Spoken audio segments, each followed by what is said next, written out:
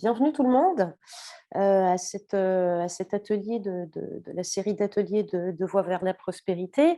Donc un atelier en français donc sur les besoins en main-d'œuvre dans les communautés francophones en situation minoritaire. On a deux intervenantes avec nous aujourd'hui. Je suis très content, je suis en train de faire rentrer du monde en même temps. Si vous pouvez muer vos micros, ça va être formidable. Donc 2 intervenantes aujourd'hui qui vont d'abord faire une brève présentation sur les recherches qu'elles ont menées, qu'elles mènent en ce moment. Et puis, on va pouvoir faire ça de façon assez conviviale, en laissant du temps pour la discussion et puis pour les questions. Donc, je voudrais vous présenter tout d'abord Abdi Aden Roukia. Donc, bon, Roukia, je sais pas, enfin, je vais vous présenter, mais je pense que beaucoup de gens vous connaissent. Vous travaillez comme gestionnaire au REDE, sur la concertation nationale en développement économique et en employabilité. Vous avez occupé de nombreux postes au sein de la francophonie, agente de développement économique au CCO, coordinatrice et directrice adjointe de l'immigration à la FCFA.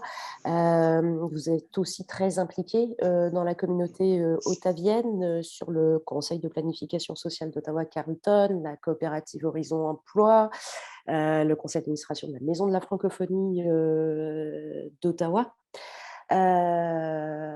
Voilà. Et puis notre deuxième intervenante, Yolande Douane-Pita, qui vient d'obtenir son doctorat, félicitations, de l'Université de Toronto. Vos recherches portent sur l'intégration des professionnels francophones d'Afrique subsaharienne dans le domaine de l'éducation et de l'enseignement. Vous avez obtenu votre maîtrise en travail social à la FEU, l'Université Laurentienne, et un baccalauréat en sciences sociales, gestion administration à l'Université libre de Bruxelles. Vous êtes aussi, vous avez beaucoup voyagé à travers l'Ontario, vous êtes une ambassadrice de la langue française, vous travaillez beaucoup auprès des organismes communautaires et des entreprises pour développer des stratégies en matière d'emploi. Vous êtes consultante auprès d'ONG, d'entreprises privées, de personnes individuelles, éducatrice, psychothérapeute, chercheuse, et vous êtes toutes les deux très impliquées dans la gouvernance de Voie vers la prospérité, notamment en siégeant au comité permanent sur l'immigration francophone. Merci. Bienvenue tout le monde. Donc, sans plus tarder, on va commencer par la présentation de Roukia. On va faire la présentation de Roukia, celle de Yolande, et puis après, on ouvrira aux questions, la période de questions. Merci Aurélie, bonjour tout le monde. Je vais démarrer avec une présentation qui reste assez générale, qui va permettre d'aborder d'une certaine façon, essayer de discerner c'est quoi les besoins en main-d'œuvre dans les CFSM, ça veut dire quoi, mais aussi quelles sont les données dont nous disposons actuellement, mais aussi ce qui manque là, parce que comme vous pouvez le bien deviner, là, quand il s'agit de francophonie, on n'a pas toujours les données qui sont tout le temps disponibles et les statistiques à notre disposition. Je vais partager mon écran, j'ai une petite présentation. Donc, je vais commencer à déjà expliquer les communautés francophones et leur vitalité. Donc, quand on parle de communautés francophones, on parle souvent de vitalité et du fait que comment on fait en sorte qu'on va perpétrer et s'assurer qu'il y ait encore des communautés francophones en situation minoritaire à l'intérieur du Canada.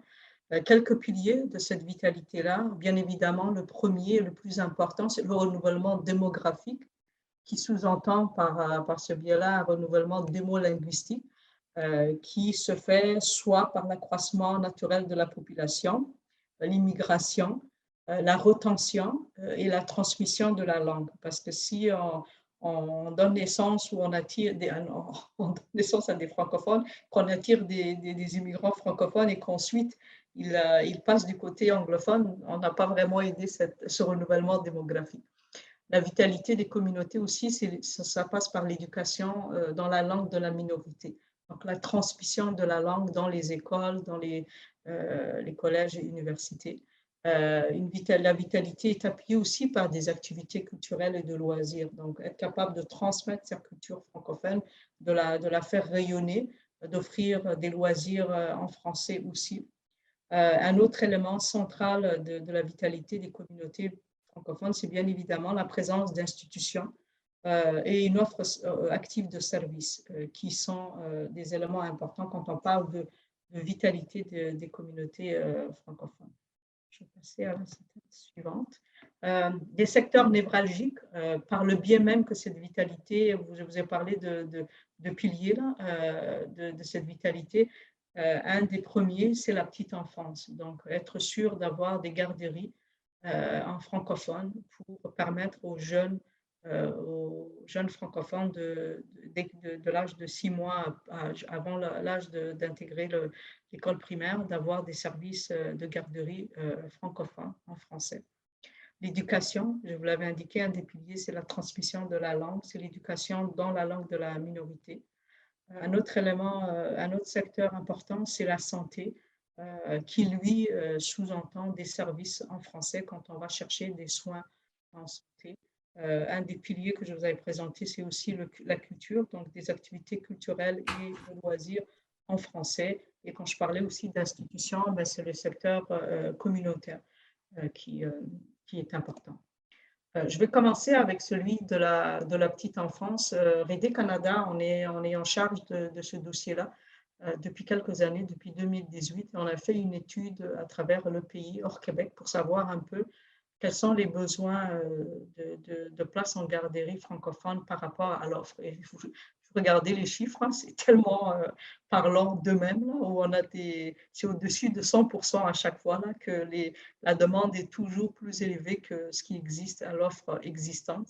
Et aussi, la dernière colonne, vous prenez connaissance du fait que, on peut prendre connaissance du fait que, ben, même si, oui, il y a une pénurie de places dans les garderies francophones, mais en plus de ça, et dû au fait que peut-être il n'y a pas assez d'espace, beaucoup d'enfants francophones ne vont pas dans des garderies francophones et certainement, quand on voit les chiffres, si je regarde par exemple à l'île du Prince-Édouard, là, on a 66% des jeunes francophones, des enfants francophones qui vont dans des garderies, mais les 34 autres pourcents, ils sont ailleurs, soit chez eux, parce que bon, vous savez très bien aussi que la cherté d'avoir accès à des services de garde peut faire en sorte, si je prends le cas de l'Ontario, que certaines femmes peuvent décider peut-être de rester à la maison et de garder leur enfant, ou ces jeunes-là vont dans des garderies qui ne sont pas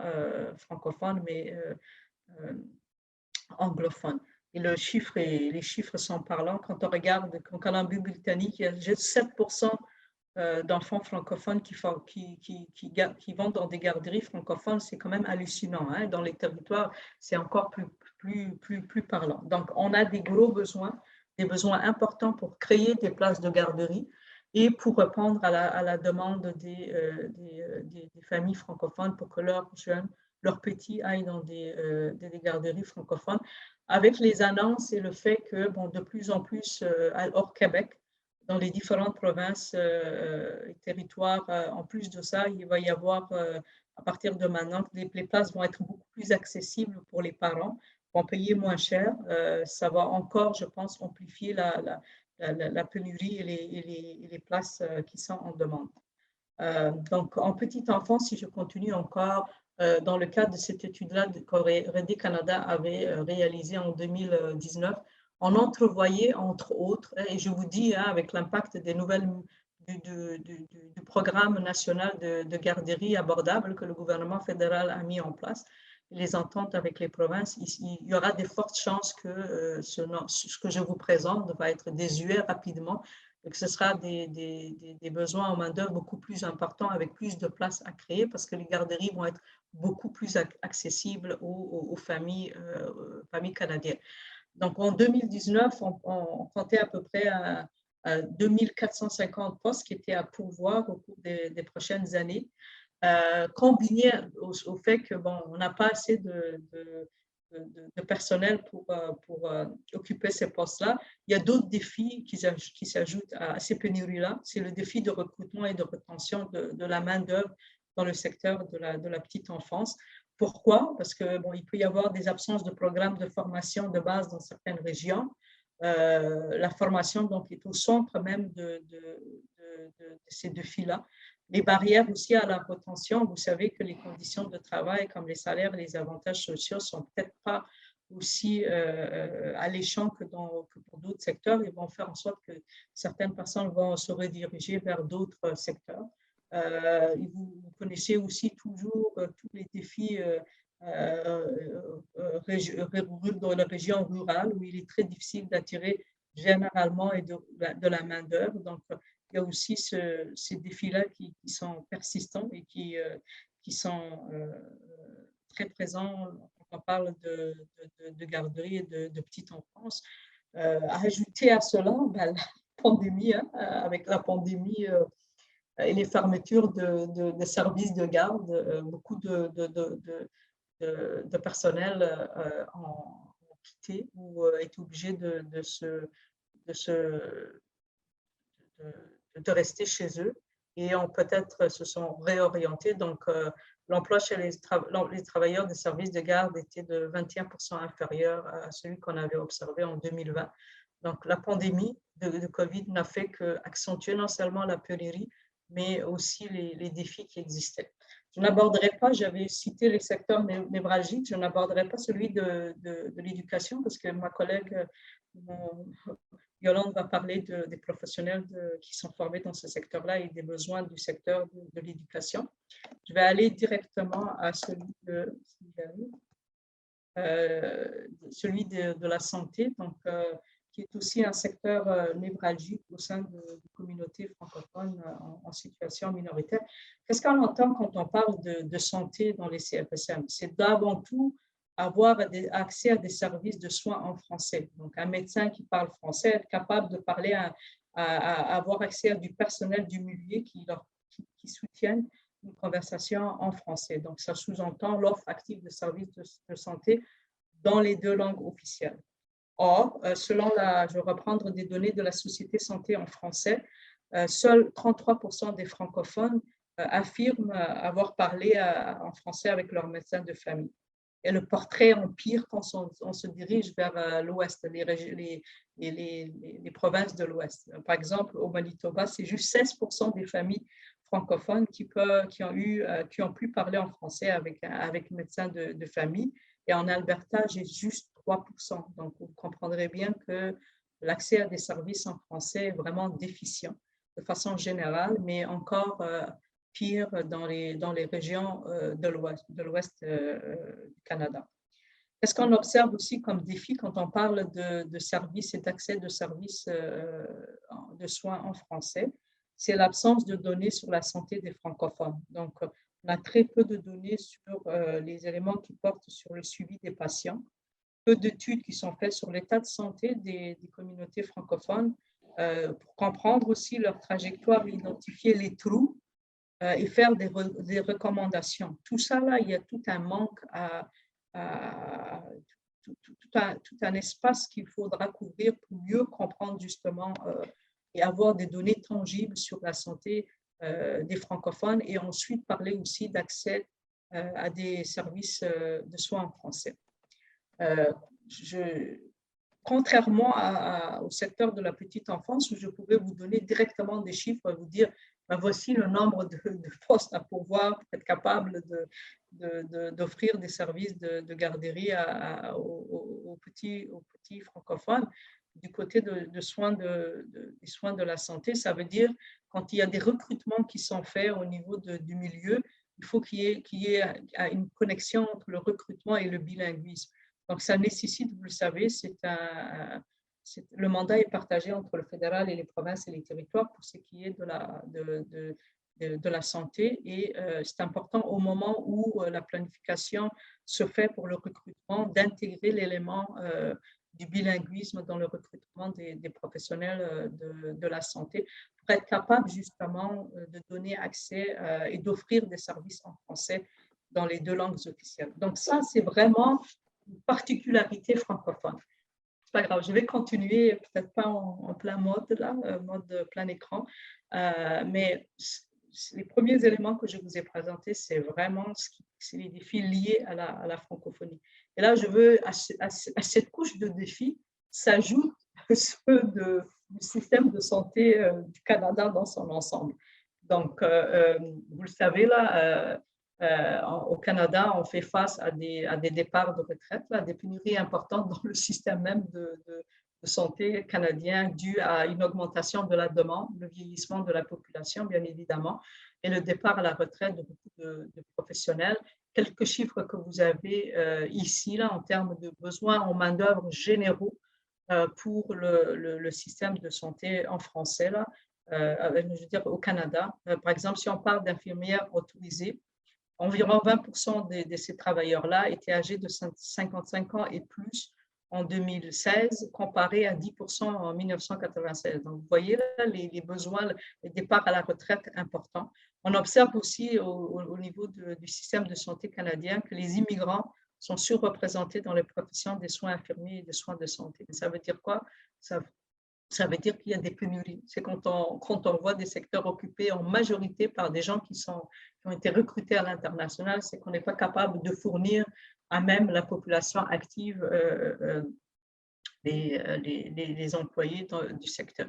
Vous avez d'autres exemples, comme celui des infirmiers autorisés, des infirmiers psychiatriques autorisés, là, où on dénombre 191 100 nouveaux emplois à pourvoir de 2019 à 2028. Même chose pour les aides infirmiers, les aides soignants, les préposés aux services, des grosses pénuries en tout cas à aller boucher, je dirais. Mais qu'est-ce qu'a fait la pandémie? Elle n'a fait qu'exacerber les gros défis, les grosses pénuries qu'on observait avant la pénurie.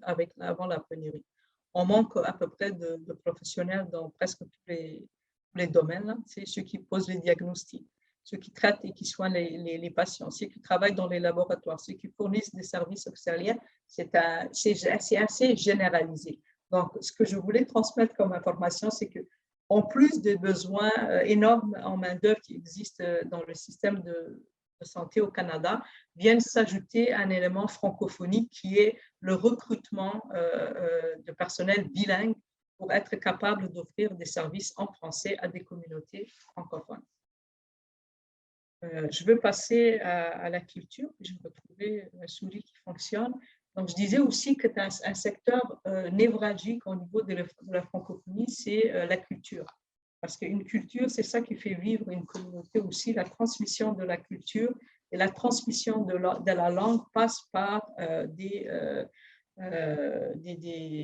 par la culture. Et dans la culture, on trouve différents domaines que je pourrais vous citer là, notamment le patrimoine, les bibliothèques, les arts de la scène, c'est assez large. Les arts visuels et appliqués, la littérature, bien évidemment, la création littéraire, l'édition, l'audiovisuel, l'enregistrement sonore, c'est toute une gamme. Et on sait que ce secteur emploie plus de 26 000 personnes à l'extérieur du Québec qui génèrent annuellement plus de 1,6 milliard de dollars. C'est quand même un secteur important. Et lors de la pandémie de la COVID, on a observé une baisse d'emploi de 11,9%, ce qui n'est pas étonnant puisque la majorité quand on parle de bibliothèques, quand on parle d'audiovisuel, il y a eu beaucoup de choses qui ont été fermées, comme vous le savez, à cause du confinement, puis il y a eu peu de production. Et ce que je dirais comme enjeu pour les secteurs où on a vraiment besoin de s'assurer que non seulement on puisse, vous savez aussi que c'est un secteur qui est sous-financé dans la plupart du temps. Quand on parle d'artistes, c'est des gens qui sont sous-payés, sous-financés. Il y a peu de financement pour la culture et je sais que les représentants de la culture, les organismes représentant la culture se battent pour avoir justement des subventions pour faire vivre toute cette culture. Et un des enjeux pour la francophonie, mais c'est non seulement suite à la pandémie, de s'assurer que le secteur recouvre se recouvrent et puissent réattirer les personnes qui étaient déjà dans le secteur, mais aussi s'assurer qu'on ait un renouvellement de cet espace culturel francophone hors Québec. Ça veut dire qu'on ait des nouvelles générations de poètes, d'écrivains, des gens qui vont des acteurs, qu'on puisse être capable justement de renouveler et de maintenir cet écosystème culturel francophone parce que rien n'est garanti. Donc, on peut parler d'une certaine façon de pénurie parce qu'il faut s'assurer qu'il y ait une relève francophone qui sera capable de faire vivre et faire rayonner et faire amplifier ces cultures francophones qui pourra à ce moment-là être transmise dans les écoles et aussi faire bénéficier les communautés francophones d'aller à des spectacles francophones et d'avoir accès à des artistes francophones. J'ai couvert vraiment les gros secteurs névralgiques et leurs besoins en termes de main-d'œuvre ou de défis actuels qu'on peut observer. À cela, j'aimerais ajouter quelques secteurs d'intérêt qui font pas partie des secteurs névralgiques et des piliers de la vitalité des communautés francophones, mais qui sont d'un grand intérêt pour les communautés francophones. Et vous parlez des besoins en main-d'œuvre aussi dans ce secteur-là. Je prendrai celui du tourisme. Je m'occupe aussi du département du tourisme au RD Canada et je peux vous dire qu'un des éléments importants sur lesquels nous travaillons très, très fort, c'est de s'assurer qu'on ait une offre touristique francophone qui met en valeur le patrimoine et la culture francophone. Donc, ça veut dire aller visiter quand on va dans des provinces, mais être capable d'aller se rendre, par exemple, si je prends le cas du Nouveau-Brunswick, aller au village acadien, s'assurer que on connaisse l'histoire des Acadiens à travers ce produit, ce qu'on appelle les produits touristiques, donc les activités que les touristes peuvent faire dans une région. On a un site qui s'appelle Salut Canada qui expose plus de 400 produits touristiques francophones patrimoniaux culturels, mais ça veut dire aussi les festivals, c'est aussi de faire vivre le tourisme aussi, c'est bien évidemment les festivals, c'est faire vivre la culture francophone. Et dans le secteur du tourisme, de façon générale, on observe il y avait 22 000 postes qui étaient vacants en 2015 et il y a 93 000 postes vacants d'ici 2035 dans ce secteur-là. Un des éléments importants aussi du tourisme quand on parle de francophonie, c'est toute la question des services en français. Par exemple, on travaille avec des entreprises anglophones qu'on accompagne et qu'on souhaite accompagner pour offrir des services en français. Et ça veut dire quoi là aussi? Si l'entreprise décide d'attirer un marché francophone, une clientèle francophone, et qu'elle est prête à offrir des services en français, c'est aussi d'avoir accès à des employés francophones pour offrir ce service-là. La construction aussi, il y a des pénuries à pourvoir où les francophones pourraient certainement occuper des postes au sein de ce secteur-là. Le secteur public, ça inclut le secteur public fédéral, provincial ou territorial. Je vous partagerai, c'est un secteur d'intérêt aussi pour le placement pour l'employabilité des communautés des francophones. Je peux vous dire oui, on a connu dans les années, je pense 2014-2015, beaucoup de départs au niveau de la fonction, je peux parler de la fonction publique fédérale. Il y a eu beaucoup de recrutement de jeunes au sein de la fonction publique, mais il y a eu aussi, vous savez, les coupures de 2012 qui ont réduit la fonction, le nombre d'employés au sein de la fonction publique. Mais par exemple, entre 2010 et 2020, la proportion, je parle des cadres de la fonction publique fédérale, il y a environ 30,1% des gens qui ont indiqué qu'ils avaient le français en première langue. Donc ça, c'est un secteur qui emploie beaucoup de francophones. Et à date, là, j'ai pris une donnée très, très récente. Il y a environ 373 postes francophones ou bilingues qui sont vacants au niveau de la fonction publique fédérale au jour d'aujourd'hui. C'est une donnée très, très récente de cette semaine. Pour conclure, voici ce que je vous dirais. Oui, on a des besoins en main-d'œuvre au sein des CFSM, mais aussi des besoins dans la majorité des secteurs économiques au Canada. Un élément important, c'est que les données, et qui fait en sorte que, même dans ma présentation aujourd'hui, là, je donnais des données qui sont partielles parce que il y a très peu de données ou pas de données carrément qui sont disponibles quand on parle de besoins à main-d'œuvre dans les CFSM. Donc ça, c'est une recommandation très forte là à véhiculer. S'assurer que les organes qui collectent les données au Canada intègrent la question linguistique dans les données qu'ils vont chercher, qu'ils vont recueillir.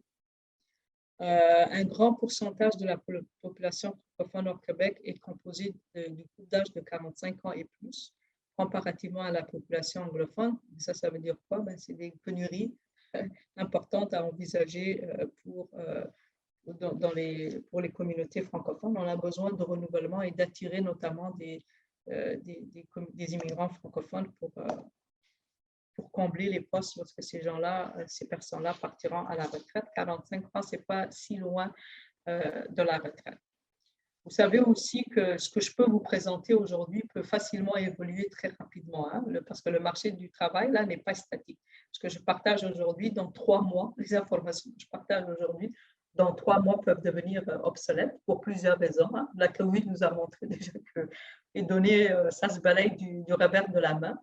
Si demain, on fait face à une récession, les données vont changer aussi très rapidement. Le marché se renouvelle.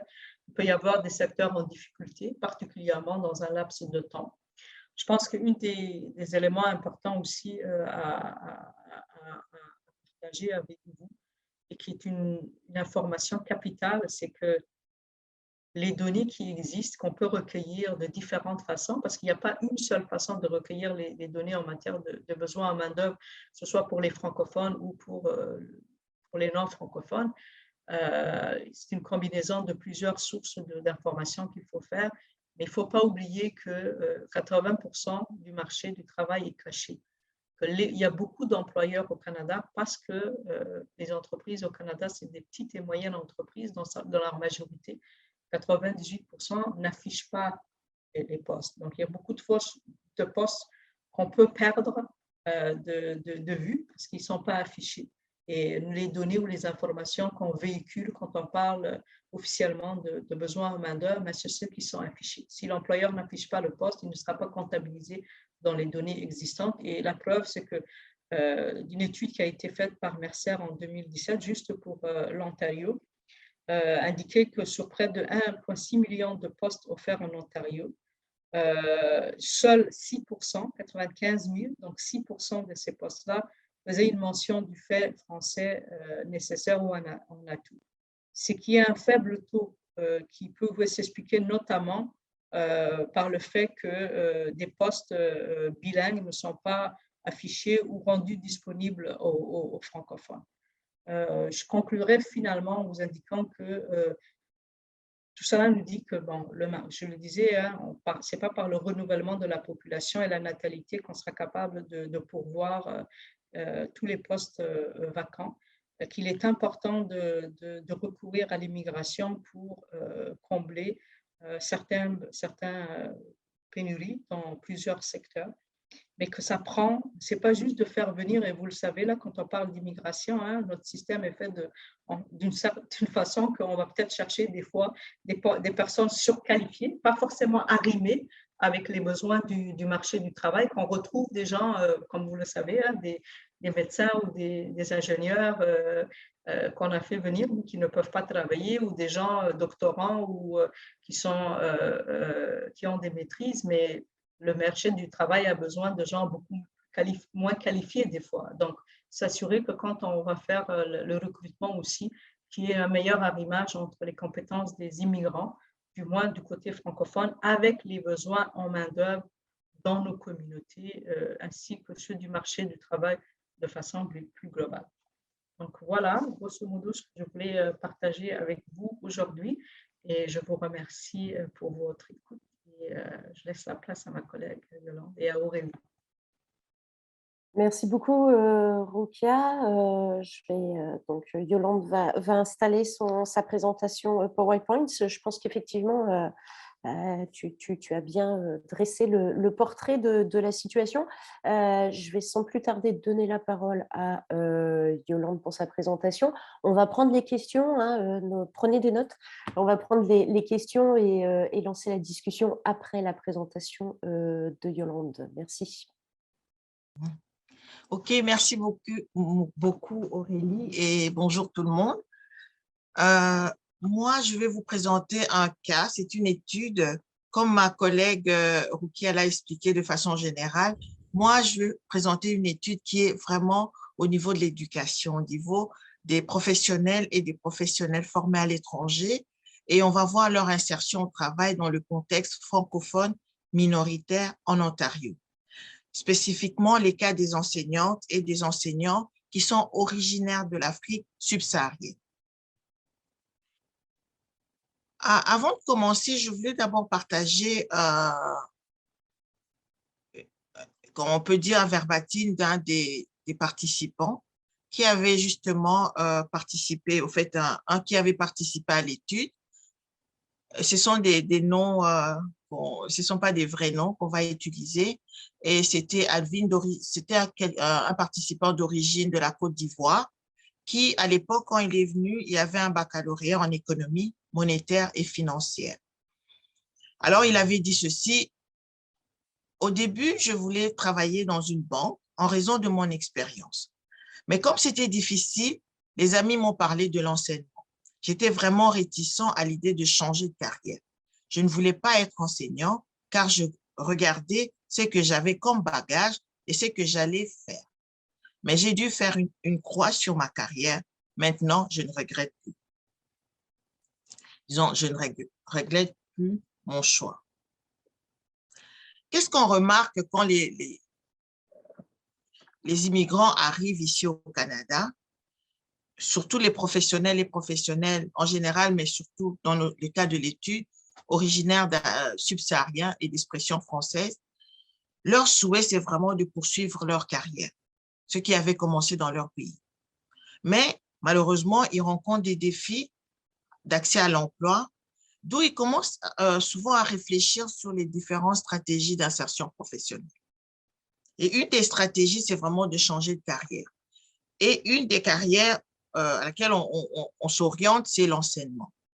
Et qu'est-ce que nous remarquons? Il y a un genre de paradoxe qui fait que les statistiques nous dévoilent la pénurie des enseignants, disons, enseignantes et enseignants en général, mais surtout au niveau dans les écoles francophones.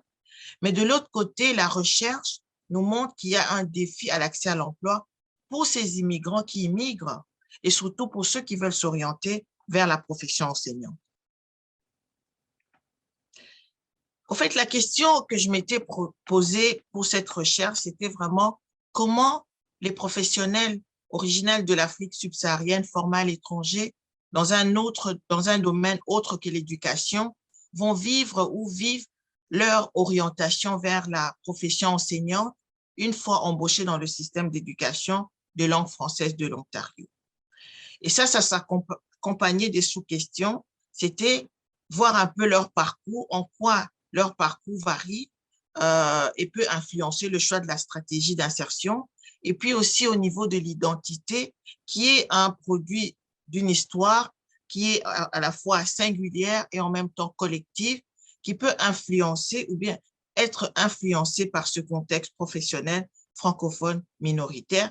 Et ensuite, c'était vraiment au niveau comment ces personnes participent-elles à ce processus dynamique et qui est en même temps réflexif d'insertion dans leur milieu de socialisation professionnelle.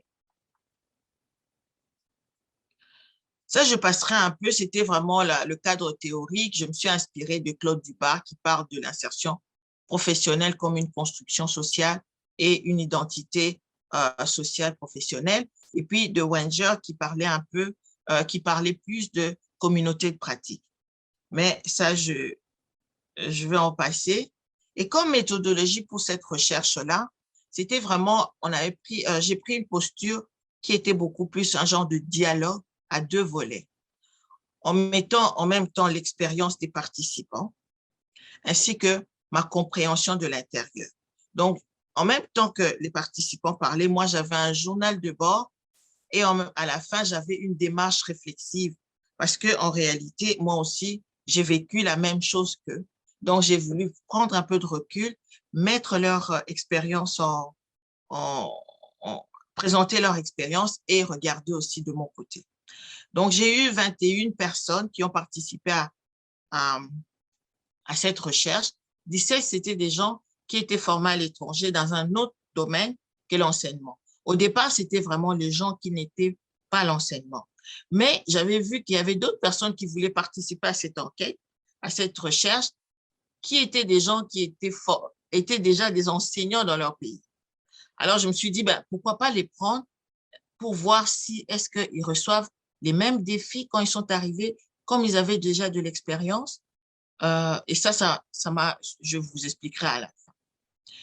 Mon approche était beaucoup plus ethnographique, c'est-à-dire j'observais, j'ai fait de l'observation, j'ai documenté le style de vie des groupes, j'ai collecté de l'information en utilisant l'analyse documentaire, l'observation participante, et j'ai fait des entrevues. Et j'ai fait aussi une analyse narrative de parcours de vie de ces immigrants. Qu'est-ce que cette recherche révèle, pardon?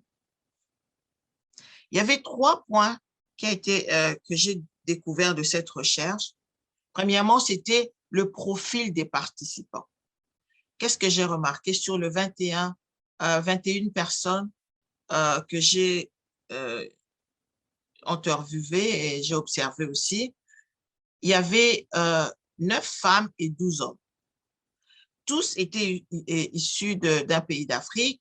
Il y avait 8 qui venaient du Cameroun, 8 qui venaient du Congo RDC, la Côte d'Ivoire, il y en avait 4, il y avait une personne qui venait du Sénégal. Et parmi ces personnes, il y avait des célibataires au moment d'immigrer au Canada, 8 étaient mariés et une personne était divorcée. Par ailleurs, il y avait 11 qui avaient des enfants, 1 à 3 enfants de moins de 10 ans quand ils sont arrivés au Canada. Par exemple, Élise est une femme d'origine camerounaise qui travaillait à son propre compte comme représentante de vente et elle a suivi son mari au Canada. On voit que, par exemple, Heidi, c'était un homme qui vient de la République démocratique du Congo. Il travaillait comme responsable de finances d'une entreprise privée et il est venu rejoindre sa femme et ses enfants. Il y avait Yeli qui est sénégalais. Il est allé en Côte d'Ivoire en tant que sportif professionnel avant de venir au Canada en passant par la province du Québec. Il y avait aussi Viviane qui était une Ivoirienne. Ben, elle a travaillé comme médecin en Côte d'Ivoire. Elle a immigré ici avec son mari et ses enfants. C'est juste pour voir le profil de quelques exemples des gens qui ont participé à cette recherche. Toujours au niveau de leur parcours, le parcours était vraiment varié. Donc, il y avait, comme le tableau à gauche représente ceux qui venaient directement de leur pays d'origine ici au Canada. Donc, il y en a d'autres qui sont passés d'abord par le Québec avant de venir en Ontario, qui étaient à 4, et 10 sont venus directement en Ontario. De l'autre côté, ce sont des participants qui sont passés dans d'autres pays avant de venir au Canada. Donc, c'était à 11. Il y avait 3 qui sont d'abord allés dans des pays d'Afrique, Côte d'Ivoire, Nigeria, Maroc, avant de venir au Canada. Il y en avait 7 qui sont allés dans des pays européens et il y en a un qui a fait les deux. Donc, il est passé dans plusieurs pays d'Afrique, d'Europe, et puis il est venu au Canada. Et tous, une grande partie passait par le Québec avant d'arriver en Ontario. Et qu'est-ce que j'ai remarqué pour ceux qui étaient d'abord enseignants et ceux qui n'étaient pas enseignants dans leur pays? Ceux qui étaient enseignants avant d'arriver au Canada, ils avaient rencontré aussi des défis à l'arrivée.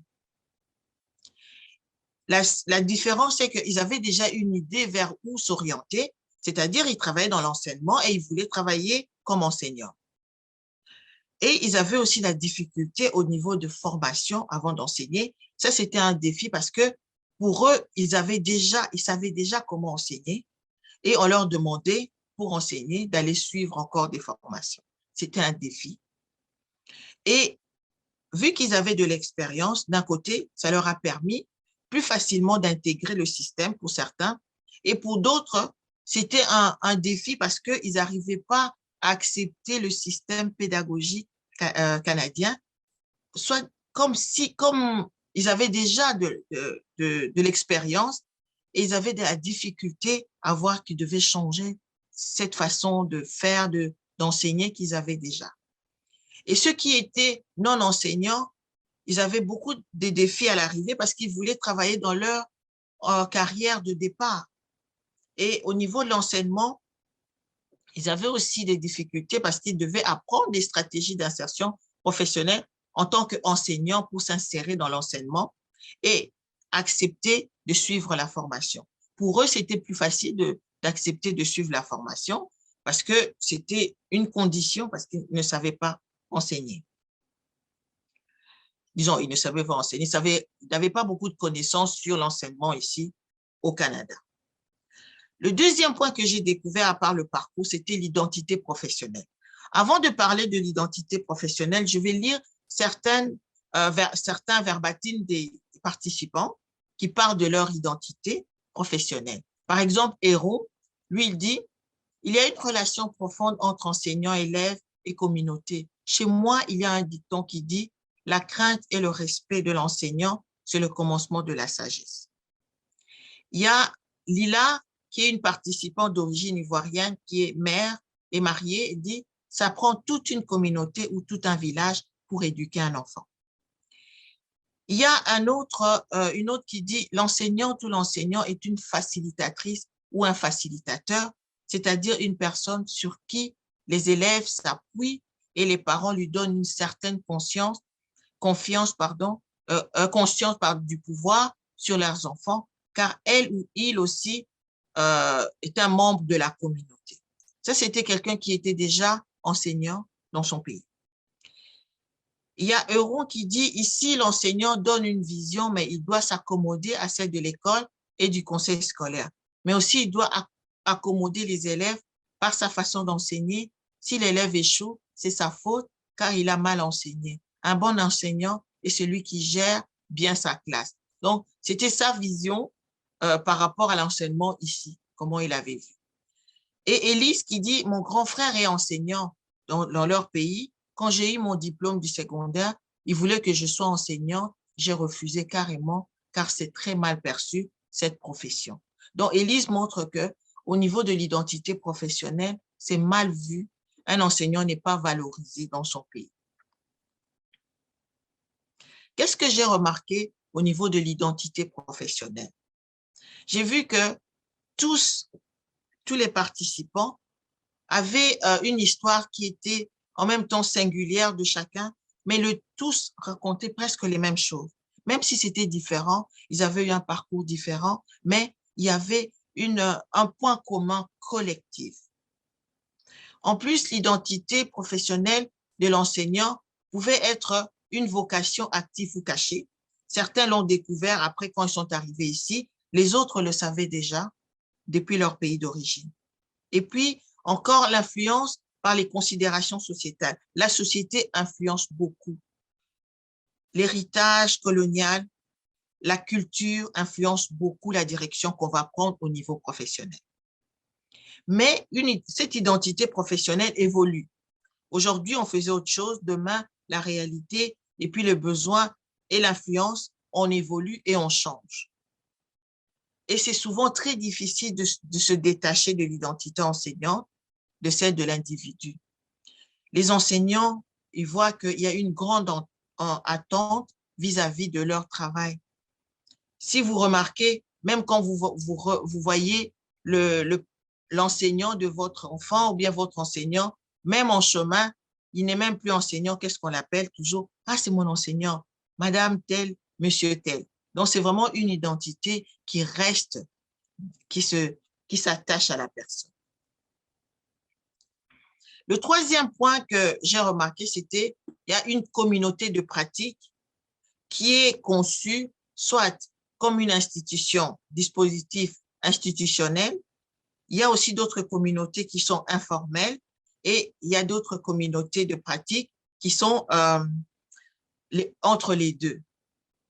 Je vais vous parler un peu avant de parler de ces communautés de pratique, je vais vous lire un peu la phrase d'Alouette qui dit « En tant qu'enseignant au niveau de l'école, on encourage énormément la collaboration avec avec mon ancienne direction, ça s'imposait. On veut des planifications communes, on veut que nous réfléchissions sur votre planification, vos évolutions, l'harmonisation de devoirs. Cela va vous obliger au moins au niveau de première, deuxième, troisième, de vous réunir et de collaborer entre les enseignants d'un même niveau. » Qu'est-ce que j'ai remarqué? C'est-à-dire que au niveau de l'enseignement, il y a des lieux où les enseignants se réunissent pour partager leur expérience, pour s'échanger des ressources. Et ces lieux, c'est soit à l'école, c'est les qu'on appelle le dispositif. Ici, on les appelle souvent les communautés d'apprentissage. Mais il y a aussi de façon informelle où un enseignant avec un collègue, une amie, ils peuvent discuter entre eux juste pour les aider, ce qui n'a rien à voir avec l'école. Mais moi, j'ai découvert qu'il y avait aussi une association qui aidait les enseignants qui venaient d'arriver. C'était un organisme à but non lucratif qui avait comme mission de développer et de renforcer les capacités des enseignants francophones qui sont issus de l'immigration. Donc, j'avais remarqué qu'il y avait les participants participaient à ces 3 communautés de pratique. Et au niveau informel, je vais juste lire qu'est-ce qu'eux ils disaient. Le système de l'enseignement est très exigeant. Parfois, on hésite à aller demander de l'aide car la personne à qui on veut demander de l'aide est très occupée. Je ne sais pas s'il y a des communautés qui existent, mais moi, je n'en connais pas. L'autre dit, cette aide informelle est très importante pour les enseignants et enseignants. Non seulement cela se fait en dehors d'un cadre de travail, mais aussi dans un climat de confiance et de non-jugement. Chaque personne apporte son temps et son aide dans un esprit de liberté, d'opinion et d'ouverture sans tabou. Donc, si on remarque bien, au niveau de l'enseignement et de la recherche, nous avons vu qu'il y avait 3 dispositifs. Il y avait le dispositif qui a été mis en place par le conseil scolaire qui permettait aux enseignants de se réunir pour partager tout ce qu'il y avait, les défis. Mais il y avait aussi cette association que j'ai découvert où j'ai fait beaucoup d'observations, qu'on appelle ACI, c'était le nom de l'organisme, c'est l'Alliance pour une communauté éducative inclusive. Et puis, il y avait aussi un autre dispositif qui est le regroupement informel entre les enseignants, c'est-à-dire qu'il peut demander de l'aide à n'importe qui. Yolande, excuse-moi de t'interrompre, c'est juste parce que je vois le temps qui défile et je sais que tu as des recommandations. Oui, j'arrive vers la fin. Ouais. Il me reste juste quelques trucs. Quelle est l'interprétation qu'on peut tirer de cette étude? C'est vraiment qu'il y avait plusieurs enseignants, qu'est-ce qu'ils ont dit? Presque tous les enseignants ont dit, et une majorité, au départ, ils ne voulaient pas être enseignants, ils voulaient continuer dans leur carrière. Mais quand ils sont arrivés, vu la réalité, ils ont pris l'enseignement et ils sont devenus, comme ils disaient le terme, amoureux. Donc, ce qui était au départ purement instrumental est devenu un projet de vie. Ils veulent continuer dans l'enseignement. Mais qu'est-ce qu'on remarque aussi? Il y a un genre de racisme systémique au niveau de l'enseignement, dans les procédures, dans les relations envers les pairs, les familles.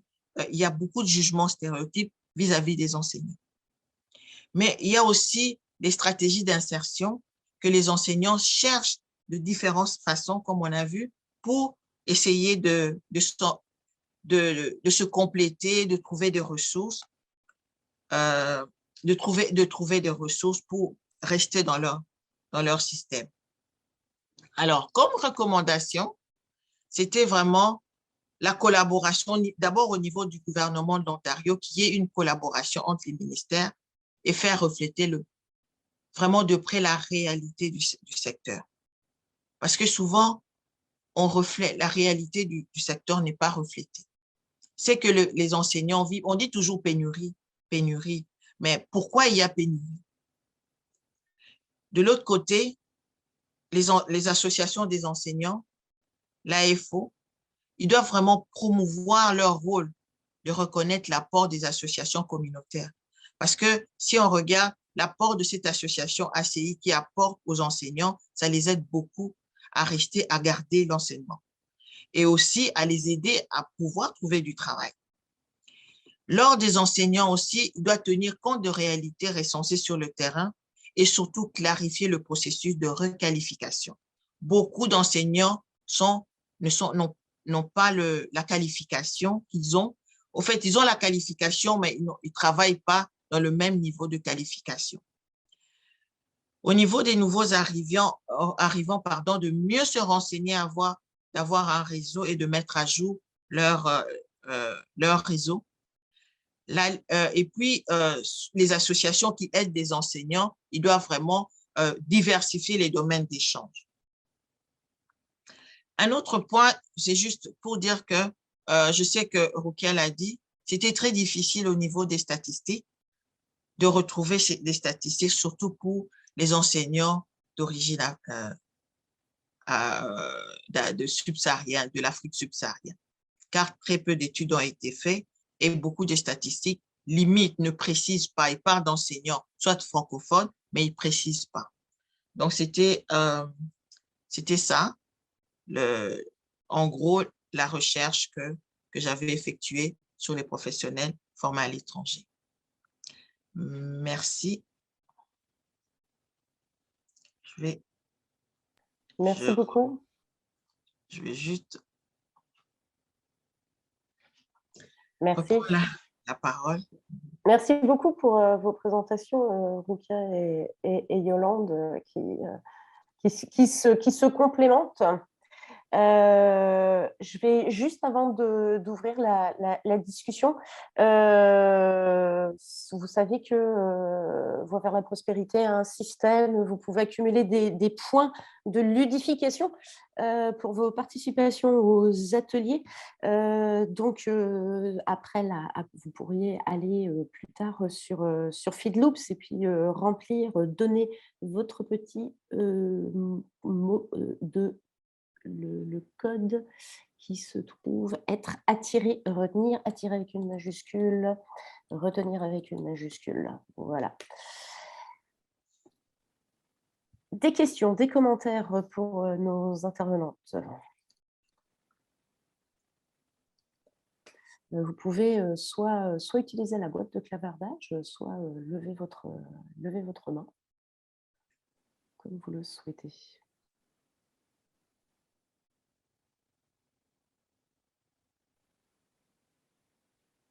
Je ne sais pas si vous avez des questions mutuellement, Yolande et Rukia, sur vos présentations aussi. Est-ce qu'il y a quelqu'un dans la salle qui veut se lancer? Tout le monde a...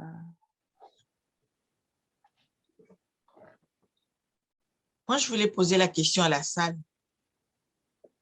Qu'est-ce qu'ils en pensent quand on dit qu'il y a pénurie de la main-d'œuvre au niveau des enseignants dans les écoles francophones? Il y a une main qui est levée. Oui, allez-y, Florian. Un des problèmes que je vois, c'est le problème avec l'ordre des professeurs. Il y a beaucoup de professeurs qui veulent venir depuis l'étranger. Et malheureusement, l'ordre cause beaucoup de problèmes pour ces professeurs-là. Ils demandent beaucoup de papiers, beaucoup de choses, et ils mettent beaucoup de temps pour faire on va dire, les mettre un accord ce qui est les gens ont fait dans leur pays par rapport au Canada. Donc, c'est beaucoup problématique.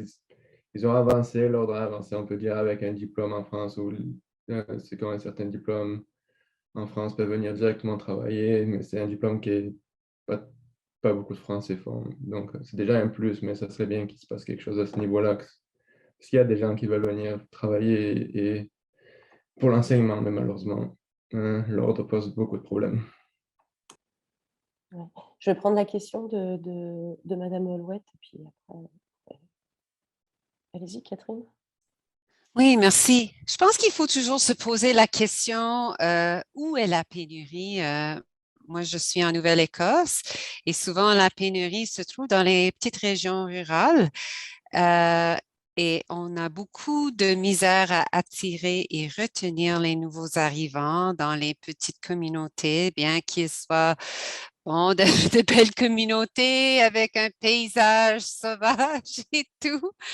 C'est peut-être pas un monde idéal ou le lieu idéal de commencer son projet d'immigration au Canada, bien qu'on est bien accueillant. Il y a certains défis, surtout au niveau des transports en commun, le fait qu'il n'y en a pas, et de plus en plus des difficultés avec l'hébergement. Alors oui, il y a des pénuries, mais c'est vraiment de regarder, c'est un peu le où, et on sait qu'à fur et à mesure que les personnes s'intègrent ou ils ont de l'expérience, qui vont vouloir se déplacer dans les villes ou les centres un peu plus urbains. Alors, je ne sais pas si c'est quelque chose, Madame Yolande, qui est ressorti des entrevues, mais c'est un enjeu très périlleux. Je pense que c'est ça. Il y a du péril en invitant tout le monde à venir quand on a besoin des personnes de venir s'installer dans les régions rurales. Si je peux répondre, c'est que il y a 2 ou même 3 volets dans la question ou commentaire que vous venez de faire. Premièrement, quand les gens viennent, ils sont attirés, soit ils viennent parce qu'ils connaissent quelqu'un, ou soit parce qu'ils ont entendu. Donc, on a toujours, selon les études, les gens ont souvent tendance à suivre un membre de la famille et on a tendance à aller souvent dans les grandes villes. Pourquoi? Parce qu'on veut rencontrer des gens qu'on connaît. Ça, c'est instinctif de point de vue de l'être humain. Donc, on suit soit parce qu'on connaît le nom de la ville, on connaît quelqu'un qui habite et qui attire. L'autre volet, c'est que quand on arrive et on trouve du travail, est-ce que ce travail me permet de continuer à vivre la même vie dans cette région? Ça, c'est une autre réalité. Et souvent, c'est qu'on remarque que les gens commencent maintenant à découvrir d'autres coins et à à voyager, à émigrer, si on peut dire, à se déplacer dans d'autres régions. Et c'est là où on remarque qu'ils vont un peu en dehors des grands centres qu'au départ, ils pensaient. Mais aussi, c'est que les grands centres, les petits centres, pardon, quand vous attirez les gens, où vous attirez, c'est quoi la réalité? Qu'est-ce que vous leur présentez aussi? C'est bien beau, ils veulent venir, mais ils doivent rester. Il y a une réalité. Au début, quand on arrive, peut-être on n'a pas de voiture, on n'a rien. Qu'est-ce qu'on va faire pour commencer à bouger? Bon, si on dit un petit centre, on peut marcher à pied, mais il y a certaines distances qui ne le permettent pas. Et ça, c'est quelque chose de différent. Et ça, c'est une réalité aussi que plusieurs ont mentionné. C'est pour cela, moi, dans mon cas, les participants, une grande partie sont passés par le Québec parce que c'est la langue, on parle le français, mais après, ils ont vu que ce n'était pas, tous ont dit, ben, écoutez, malgré c'était le français, c'était même pas le français, il fallait être bilingue aussi. Et d'un côté, leur système au niveau de l'enseignement, c'était beaucoup plus long. Alors, on a voulu se déplacer, venir là où c'était un peu plus court. À l'époque, c'était 9 mois, par exemple. Ils sont venus en Ontario.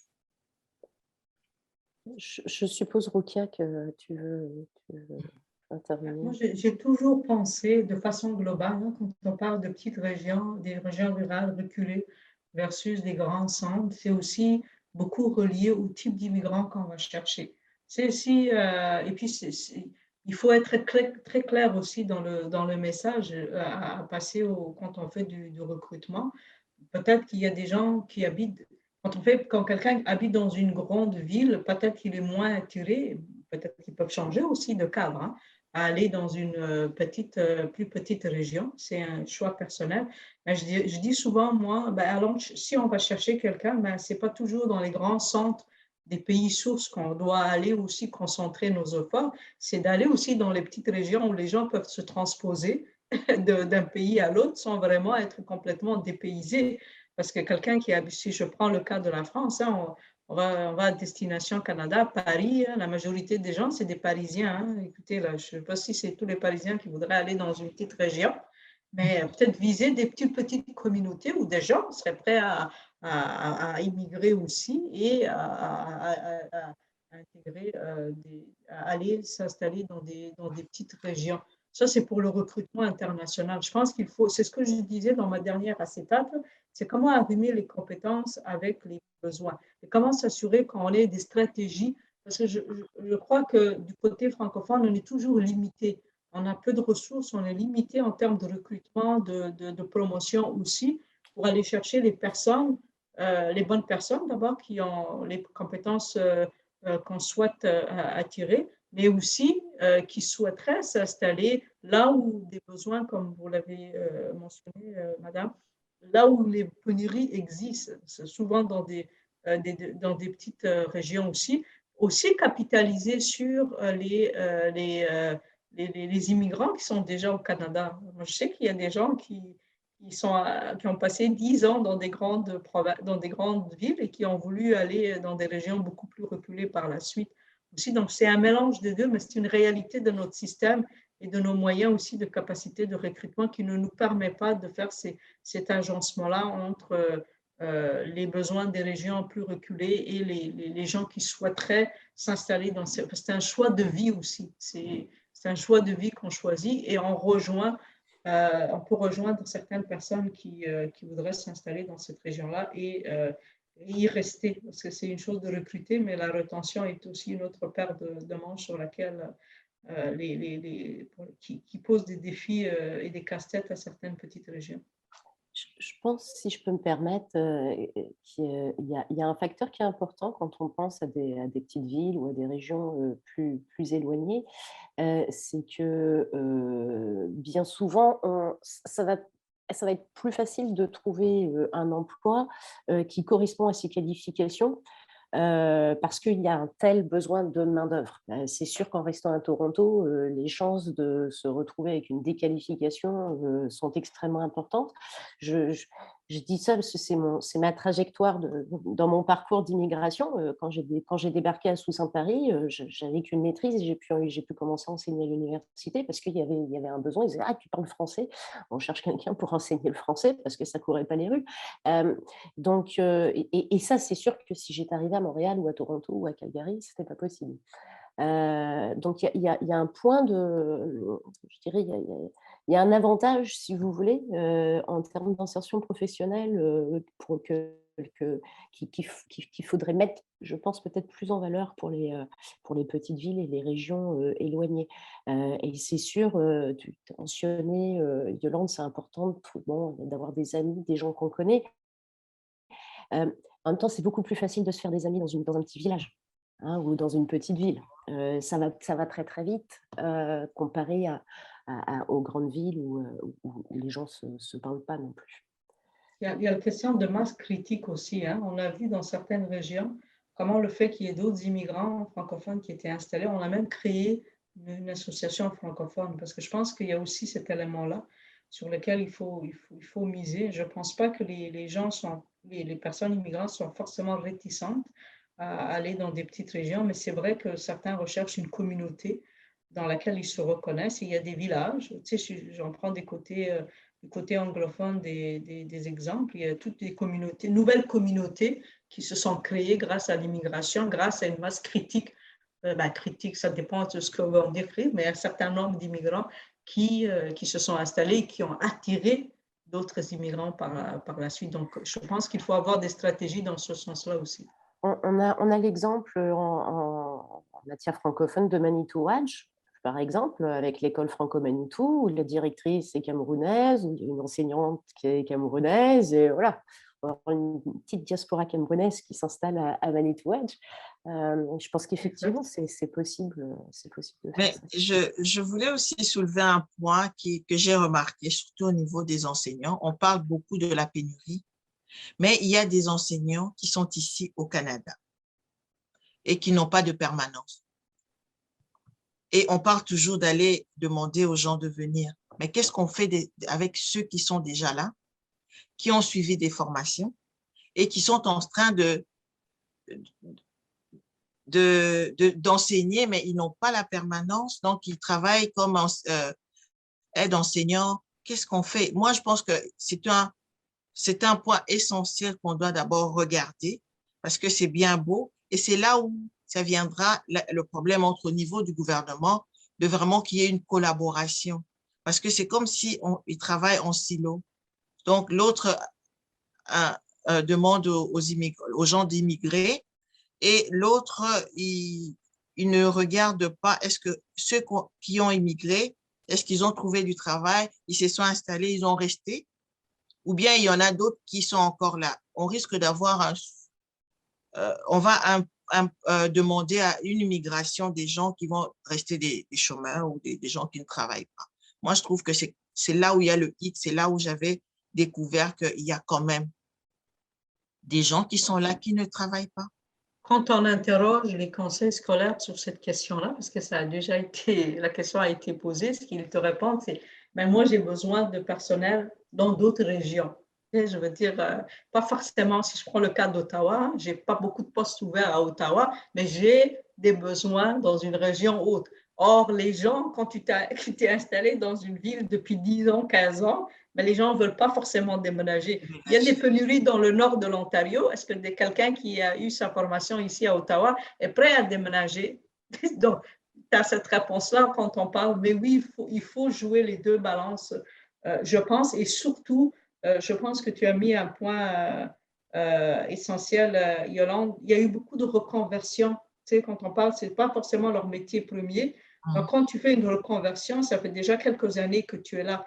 C'est là où tu peux faire déménager une personne dans une région, c'est quand elle vient d'arriver. Je veux dire, il n'y a pas d'assises, il n'y a pas de racines qui se sont établies. Et c'est là aussi tu peux faire, on peut clairement expliquer dès le début aux gens que bon, il y a ces possibilités-là, il y a ces offres-là qui vous pouvez suivre votre formation, mais envisagez de vous installer là-bas aussi ou de suivre la formation proche de là où il y a les besoins en main-d'œuvre.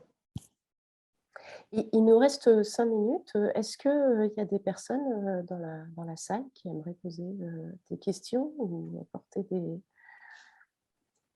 quand je ne vois pas de main levée? Vous êtes timide?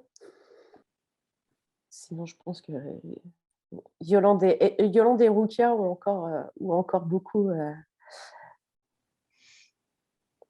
à dire. Je pense qu'on a tourné, c'est revenu sur le tapis à plusieurs fois, mais bon, on le sait, c'est l'éléphant dans le magasin de porcelaine. Là.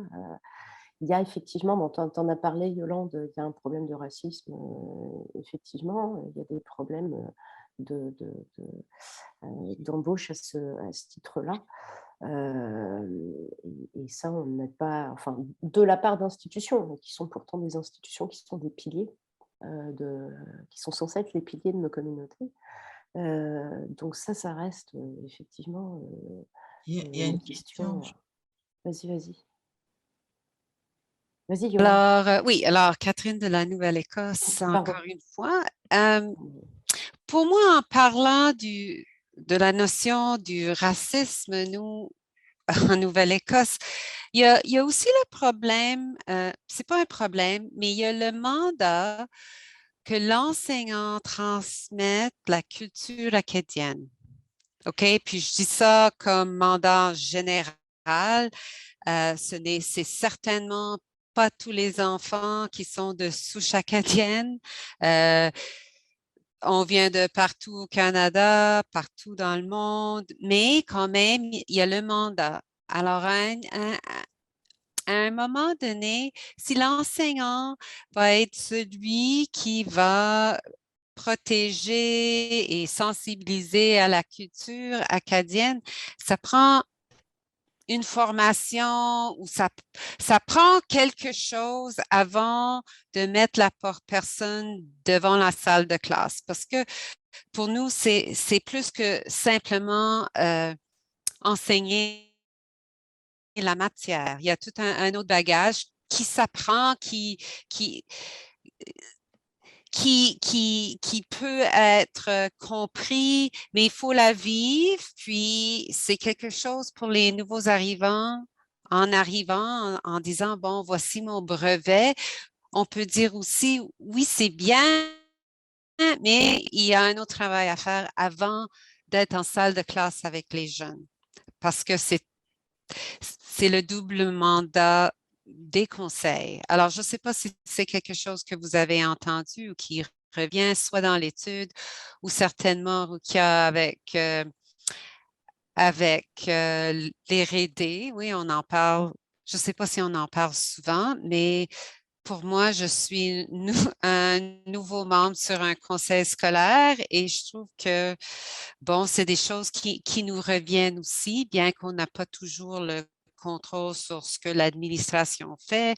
Oui, on peut diriger en tant que politique et tout, mais à ce niveau-là, bon, c'est quand même une question ouverte à comment aider les nouveaux enseignants à s'emparer d'une culture qui leur est nouveau. Merci. Si je... Une En minute. une phrase chacune, allez-y, 1 minute.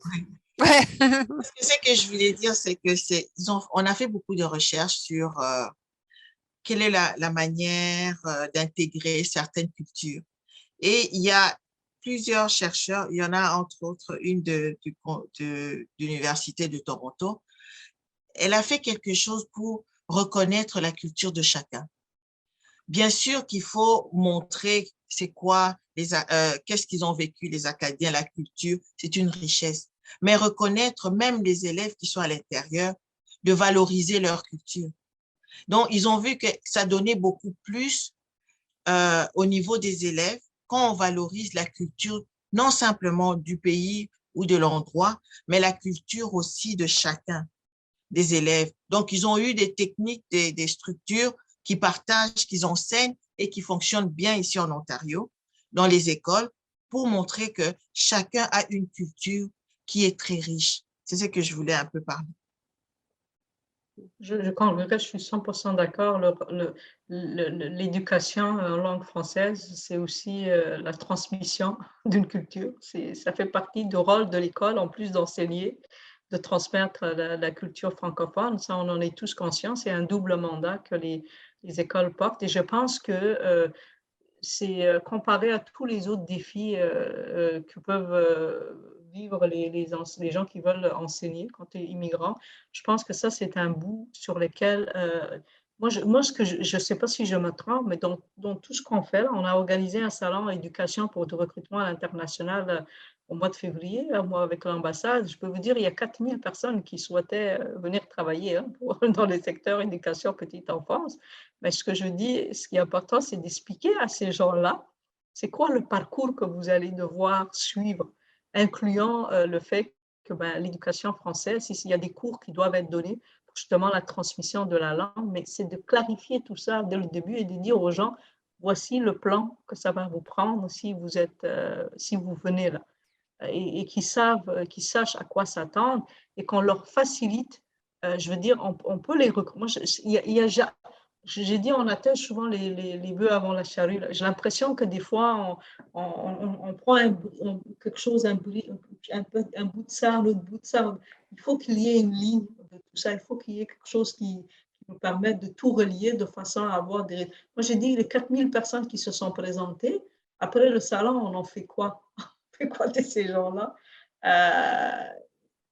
Il y a des choses que nous, les communautés, on ne maîtrise pas. C'est le processus de sélection. c'est le gouvernement canadien, il faut passer par l'immigration.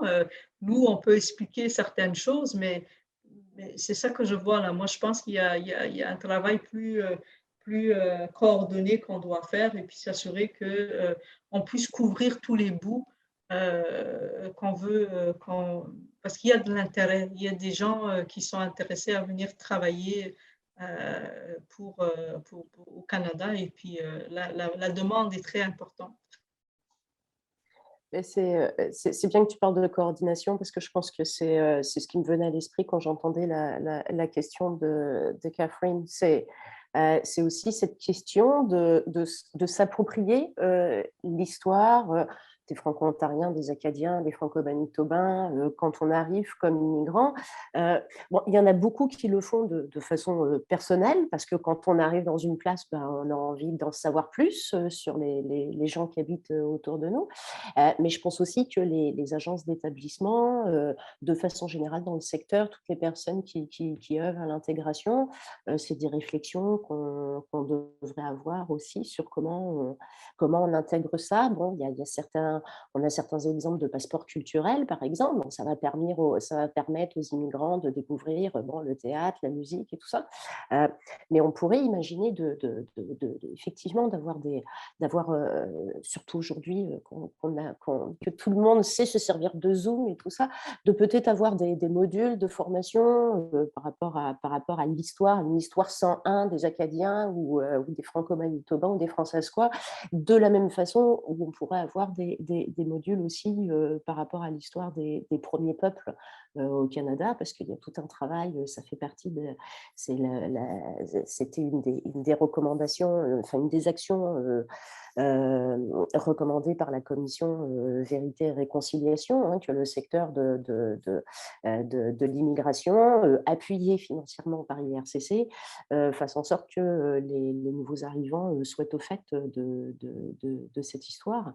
Donc il y a des choses qui sont mises en place de ce côté-là, du côté anglophone. Je pense qu'il va falloir du côté francophone qu'on fasse ça, mais en dehors de ça, à côté de ça aussi, effectivement, l'histoire des différents des Canadiens français et de tous les franco-bidules qui ont émergé à l'implosion du Canada français. Je pense que c'est important que cette histoire-là, elle soit enseignée, parce que c'est important par rapport à la cohésion de la communauté, je pense. Et là-dessus, on a encore beaucoup à faire.